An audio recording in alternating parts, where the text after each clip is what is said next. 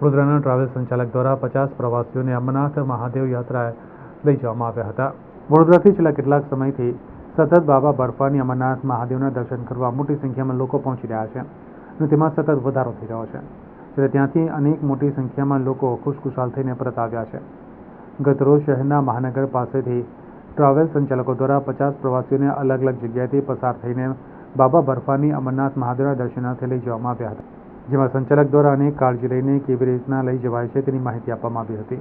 મારું નામ રાવજીભાઈ માલી છે અને બરોડા કારેલી બાગથી મહાનગર આવ્યા છે। મહાનગરથી ફરી સવારે અંબાજી પહોંચીશું। અમે અંબાજીથી નહીં ધોઈને ફ્રેશ એમ દર્શન કરીને નાસ્તો વાસ્તો કરાવી અને ત્યાંથી અમે નીકળીશું।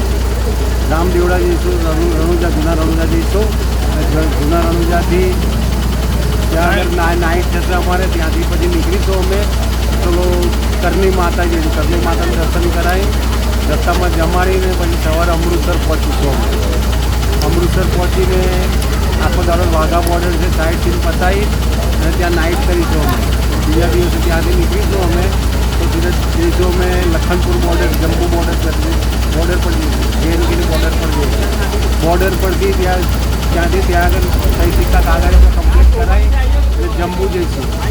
જમ્મુમાંથી અમે ત્યાંથી જે કંઈ સરકારી નિયમ છે એ પ્રમાણે અમારે ચાલવું પડશે। ત્યાંથી પછી ત્યાંથી બસ નીકળશે, પરમિશન લઈને ત્યાંથી બસ નીકળશે અને અમે આગળ જઈશું સીધા શ્રીનગર અને શ્રીનગર સ્ટેડિયમમાંથી ગાડી નીકળશે બાલતાલ માટે દર્શન કરવા માટે।